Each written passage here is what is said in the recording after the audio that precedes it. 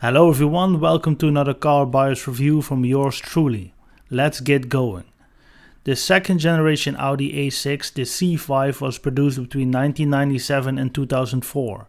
For the regular C5 A6 I already made a buyer's review a few years back, so go check it out on my channel. Back to this party animal. This was the first generation RS6 that Audi built. It needed to compete with the likes of the BMW N5, the E39, and the Mercedes-Benz E55 AMG at the time. Two strong opponents.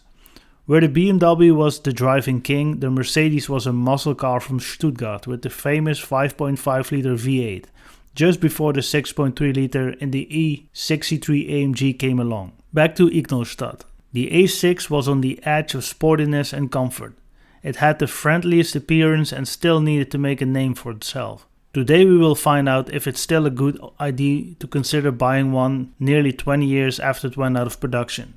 The crown jewel of this car is the 4.2 liter V8 that was able to produce 450 horsepower, a huge number.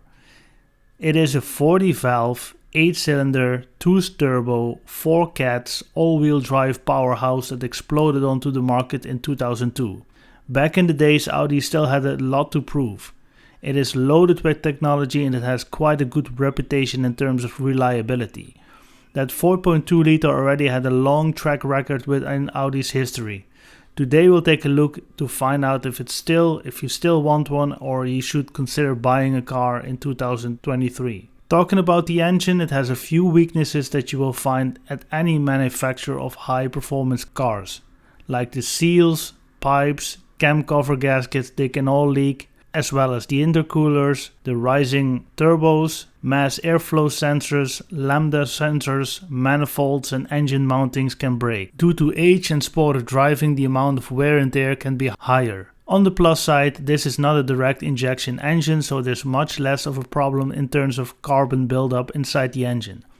Audi and VW cars have kind of a reputation when it comes to carbon buildup and oil usage. With great power comes great financial responsibility. A car like this should not be bought with your last savings. Tires, premium fuel, expensive parts, the list goes on and on. The transmission is the 5-speed ZF Tiptronic unit that will feel a bit of a dinosaur in 2023, but it's quite reliable all over. It knows how to deal with the powers to be. But it needs to be flushed every 80 to 100,000 kilometers to stay ahead of troubles. Even though many car manufacturers claim that these automatics are sealed for life, they will build up dirt, and flushing and getting new transmission oil will extend the life of the gearbox. Flushing will always be a better solution than having to repair or refurbish your gearbox. The torque converter will go down on the higher mileage versions. There is no way around it. Check service history if the converter is still original or has been replaced already. Cars like this are easily tuned with a software remapping of the ECU. In the basis, the engine is bulletproof and can handle quite some abuse. When it comes to the chassis, the bushings and springs will be saggy after 20 years, and on a sporty and heavy car like the RS6, that is just the rules of nature working against you. The standard brakes on the RS6 are quite good, but there are a few upgrades available. You should consider upgrading brakes when you have a stage 1 or stage 2 engine upgrade as well. Remember, boys and girls, this is a heavy car that will not hide its weight when it comes to the corners or hard stops. Another weaker point is the ABS module, quite a common issue for a lot of Audis from this era.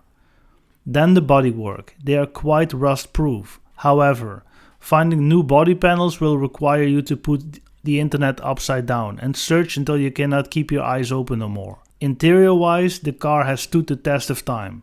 The quality is great, and on a personal note, I love Audi interiors from the early 2000s. They were so well made. You can see that the companies still need to prove themselves and the world. And they found their sweet spot between Mercedes and BMW. Finding a good RS6 in good condition will be difficult and quite expensive to buy. The majority of RS6 sedans or estates from this era need some work done. It will cost time and effort to put the car together in a way that's acceptable. Is it worth it? In my opinion, definitely. It might not be the best RS6 out of the various generations, but it is in my opinion definitely the most desirable. It is good looking without being too shouty about itself, which is the complete opposite of the modern day RS6. Thanks for watching another car buyer's review. I hope it was useful, and if so, subscribe to my channel for future videos.